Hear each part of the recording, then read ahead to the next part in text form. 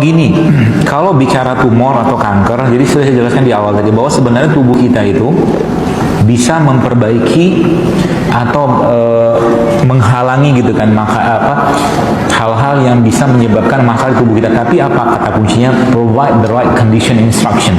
Kata kunci pertama bagi orang-orang yang kena tumor atau kanker, berserah dirilah pada Allah, bertawakallah sama Allah, dan mintalah maaf, minta ampun sama Allah. Karena biasanya, ya setahu saya juga secara umum orang-orang kanker itu biasanya makannya juga tidak benar. Jadi kita minta maaf, minta ampun, kita betul-betul tobat sama Allah dan minta petunjuk sama Allah. Kira-kira apa yang Dia ciptakan di atas tanahnya ini yang bisa digunakan untuk mengobati kankernya tadi. Karena sebenarnya kalau boleh saya katakan, seluruh rimpang itu anti kanker, seluruh rimpang. Jahe, kunyit, ya, kencur, temulawak, semuanya anti kanker. Tapi dia tidak akan bisa bekerja ke badan kita kalau kitanya stres. Tidak bisa. Ada seorang ibu kemarin sempat konsul ke saya pas di Bandung. Dia bilang gini, dia kena tumor atau kanker tiroid. Wajah dia tuh sedih banget. Bahkan cerita tentang penyakit itu dia menangis gitu kan. Mau ya? Kalau mata udah ke situ semua. Ini anti kanker. Jus ini kalau teman-teman yang tadi, maaf ibu yang tanya tadi, minum, insya Allah juga sebagai anti kanker juga bisa.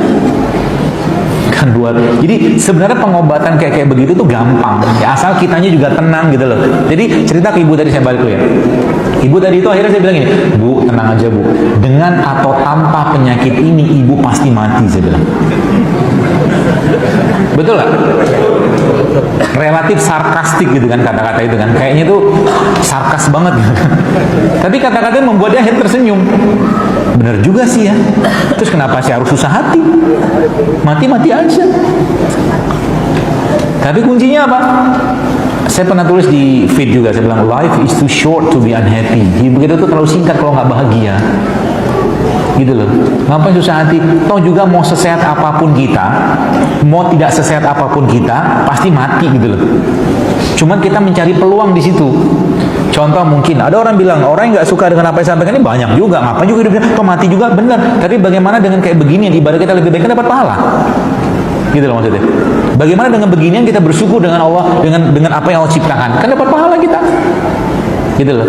Pertanyaan, mau ngambil peluang nggak di situ? Kita pakai baju cuma pakai baju doang, dapat pahala nggak? Mungkin nggak dapat pahala, tapi kita meniatkan, ya Allah, aku pakai baju ini untuk menghadapmu, untuk sholat kepadamu, dapat pahala.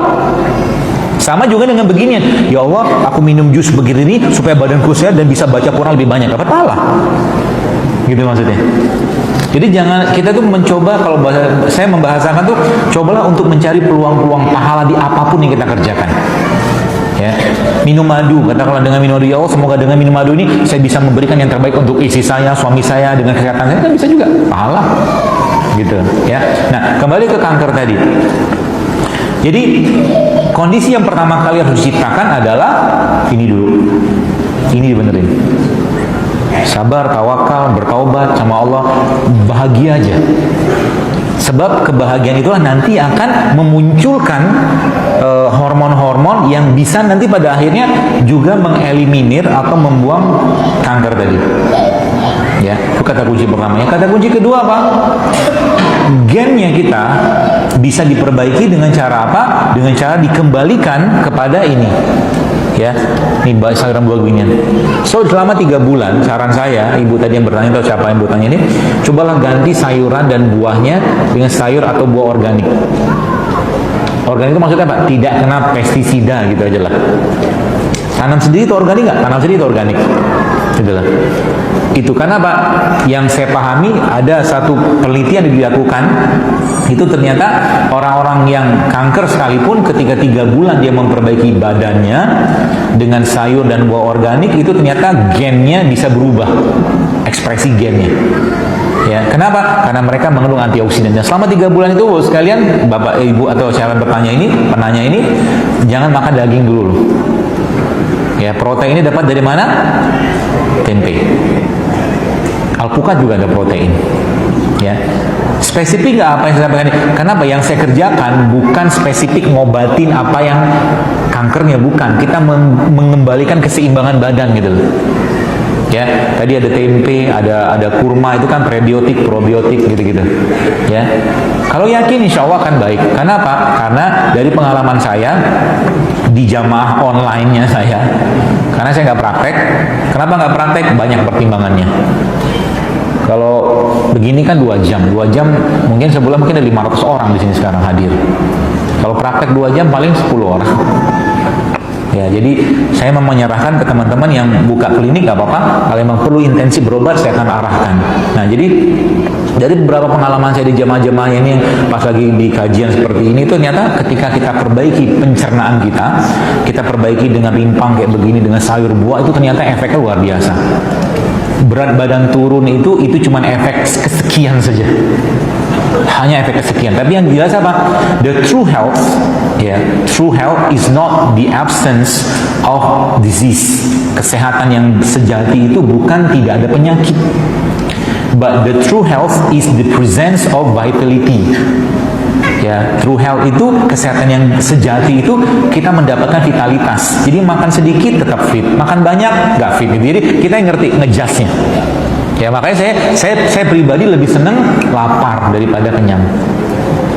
Ya, karena saya tahu badan saya. Jadi kalau sudah nyampah sedikit, kacau tuh.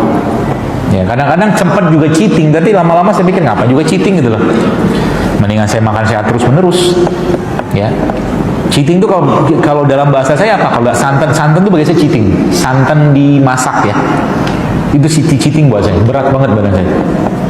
Ya, seperti itu. Jadi ibu yang bertanya ini atau penanya ini coba mulai perbaiki makanannya dan perbaiki hatinya, banyak baca Quran, dan ketika baca Quran juga mintalah sama Allah, ya Allah jadikan Al-Quran yang aku baca ini sebagai penyembuh bagi penyakitku. Boleh nggak gitu? Boleh. Karena ada janji Allah di sana. Allah katakan dalam Quran, wa nunazzilu minal Quran ma huwa syifaa'un wa rahmatul lil mu'minin. Dan kami turunkan Al-Quran sebagai syifa, sebagai penyembuh. Ya, maka tagih janji Allah di sana.